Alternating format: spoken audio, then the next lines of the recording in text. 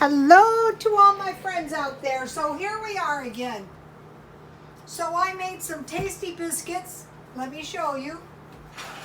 I'm excited to eat these. I decided to use my Velveeta cheese up.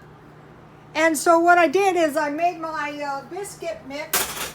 And this biscuit mix is cheddar herb biscuit mix. And when they're done, you're supposed to put some of this herb on them.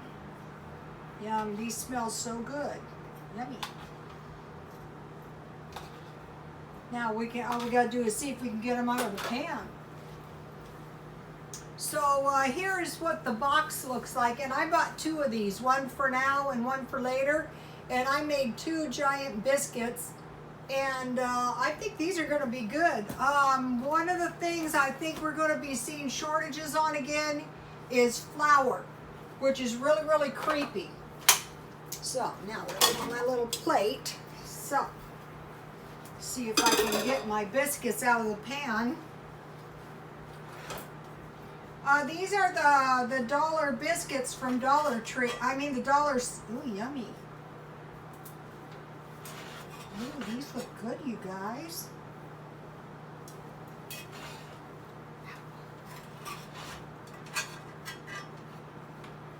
So this is really my lunch. I'm coming back in a little while with dinner. I'm probably not going to be hungry for a while because I plan on eating all four of these lovelies. So take a look at this. Ooh, these look good. I'm going to eat this one.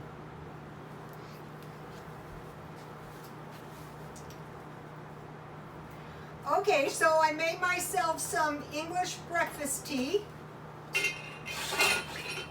My English breakfast tea is in my German teapot.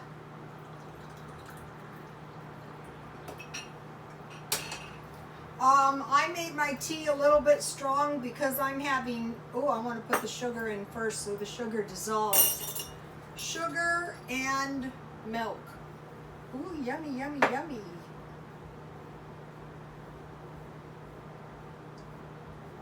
So this is not expensive. The biscuit mix for half a batch would be 50 cents. And the sausage would be 50 cents.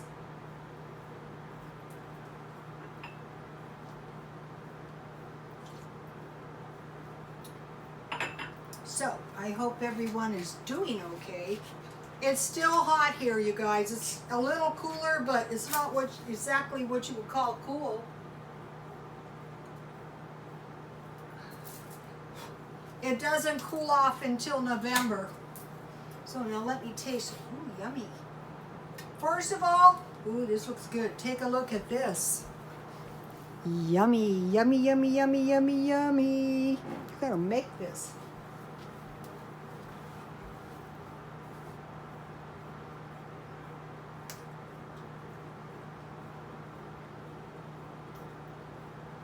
This is really, really good.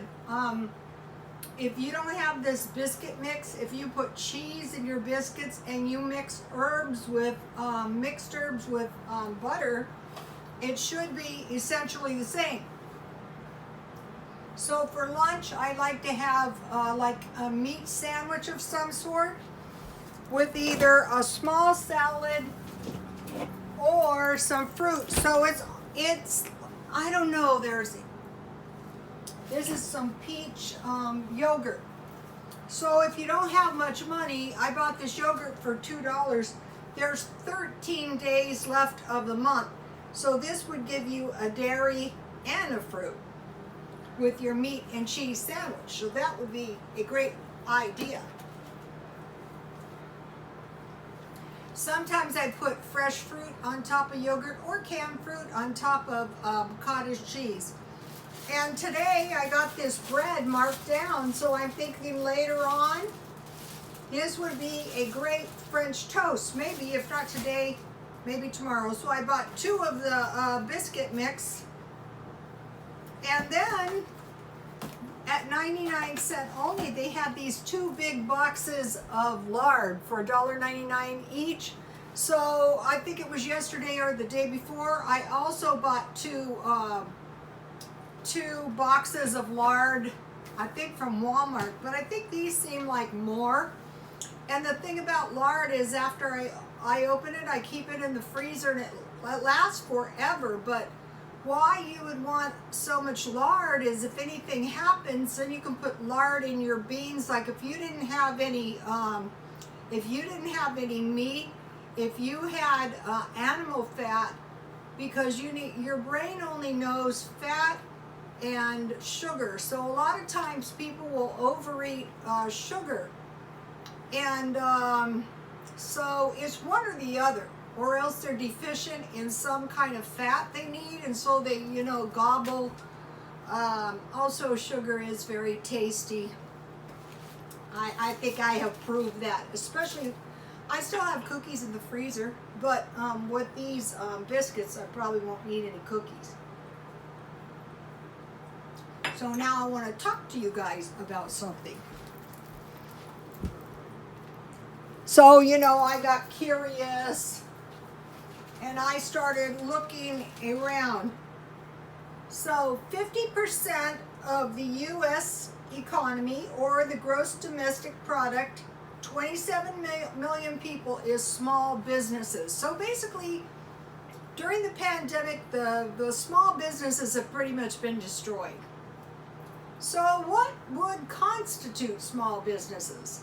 Healthcare and social assistance, so like, home health care and that sort of thing. Food services, yes, they've been pretty much ruined. Arts, entertainment, recreation, personal trainers. The thing about personal trainers and hairstylists is you can get your own little clientele and work in their houses or your house. Site building like YouTube or websites. Local auto repairs, those should be fine. Secondhand online stores, so that is what I suggested. I say the thing to do is keep the hands of other people out of your employment. That's the thing that's so devastating about these self-employment. And pet sitting. Out here, this is crazy. Only San Diego. I don't know if anyone else is this place. I met up with this girl and she was a dog entertainer. So what that means is she would like pick up these dogs, like a whole bunch of dogs, and all the dogs had to be compatible, and she would take the dogs down to the dog beach. We have dog beach, and she made good money. I forget what all treats and stuff she was getting for the dogs, but of course the dogs loved it too. And so whoever owned the dogs was glad to pay her once or twice a week to take their dogs. So that's pretty profitable in San Diego. Okay, so now here's some more. Cater. I could see how that could work out. Like our little party, my son's girlfriend's mother, she is, I don't know what it's called, but they do like wedding planning and parties. I could see how that would be good. Gym owner, that could be bad. Daycare owner, oh no, boutiques. That's like hairdressers. They were always trying to set up boutiques. Coffee shops. Coffee shops could work if they were outdoors. Moving companies, that could be good. Home staging. I can see how like this thing of setting up homes, since people are having to spend more time at homes, and renovating like landscape and homes, like these middle people, you watch their videos and you go, wow, wow, that's very impressive. How do they do that? Well, they have people who do home staging. You don't just wake up overnight, but they do have a lot of stuff online now for outdoor landscaping and home staging and stuff, and that'd be super interesting. Dog walking, grooming, and training. So 50% of the U.S. gross domestic product, 27 million people, is small business owners. And then, there's YouTube videos if you want to try your hand at that. Anyone could do it. I think I proved that. If I was doing hair, I would do the hair at home. I wouldn't go back into a salon where they could ever devastate me again. I would just start building my own little business at home. That is not hard to do. When I was working in El Cajon, when the Iraq stylists moved here, they had huge home businesses, hairstyling businesses, because they didn't have a license. And resale on eBay. Well, any resale business is self-employed, and you can take it in whatever direction you want. I'd say it'd be better to go in a few different directions.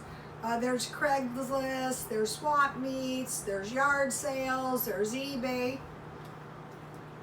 And the other thing is jobs that are working from home or working online. One good thing about the online business is while you're sleeping, the rest of the world is buying. Last night I was up very, very late and someone bought one of my watches, which was totally unexpected. And I went driving around in the heat, and the jeweler is not open till Thursday because of the COVID. Okay, so now I thought, wow, you know, I wonder what the decrease in the real gross domestic product. The real gross domestic product decreased at an annual rate of 32.9% in the second quarter of 2020. So then I thought, wow, that's high. What happened in the Great Depression? Okay, there is two different reports. So, you know, if you look up and you're trying to find accurate stuff, good luck to you. But one said the unemployment was 25%, but this might be over the broad, and the worst of it was 47%. So basically, we could kind of see almost up to 50% unemployed if we go into a depression. So what we would want to do is say, if that does happen, I want to make sure that I employ myself, because I'm invested in making sure I earn a living. I mean, I'm here to tell you that when you work for other people that need money, your job is never safe. So then one said 25 to 30. So we had both agreeing that during the Depression, the unemployment was 47 to 30%. The last two quarters was 32.9 or 33%. But before they can say it's a depression, it has to go on 3 years, and this is year one. So we got to see what happens. But other things that we should be watching for is foreclosures. Okay, we have these forbearances where people are forestalling their loans, which the banks love, because then it's like refinance. What does that mean? That means you're going to pay more and you're going to pay longer, because right now the interest rate is very low, and so, you know. But at the first of the year, we could see some foreclosures. We're going to be watching for that. Stock market crash. So far, so good, but who knows? And then bank panics or bank runs. So if the stock market was to crash, then everybody would go, oh no, and run and start tearing their money out of the banks. What I can see now is people pulling their money out of real estate, some of them. Okay, so then I looked up the U.S. population, 328.2 million. The largest group of this 328.2 million is between the ages of 25 and 29. And so what they're admitting to is 30 million people unemployed. But they say that the unemployment rate is 8.9. Now the 328.2% of Americans are children and old people, which percentages I don't know. And so 30 million of 328.2 million, and you will notice, like, I'm always miscalculating, but I do hit in the general vicinity, which used to aggravate the people I took classes where I go, I was close. Anyway, no matter how you look at it, that is approximately 10%, not 8.4%. Of this huge group of 25 to 29, now of the 25 to 29% people, a lot of times those people would stay in college, but that is easier said than done. But I can kind of see how the online college, you know, a lot of this stuff is just to reduce cost. So if you're going to college online, you could have one teacher teaching thousands of people. So that might not be so good if you have a master's degree. But anyway, it would be easier for people to go to college because they could do it after work or early in the morning. You know, that could be good that way, kind of. So these 25 to 29, a lot of those people could be college people. So that is all I wanted to say on that. And you guys, this is like one of my better ones. I like to make sure my biscuits are done. Ooh, this is good.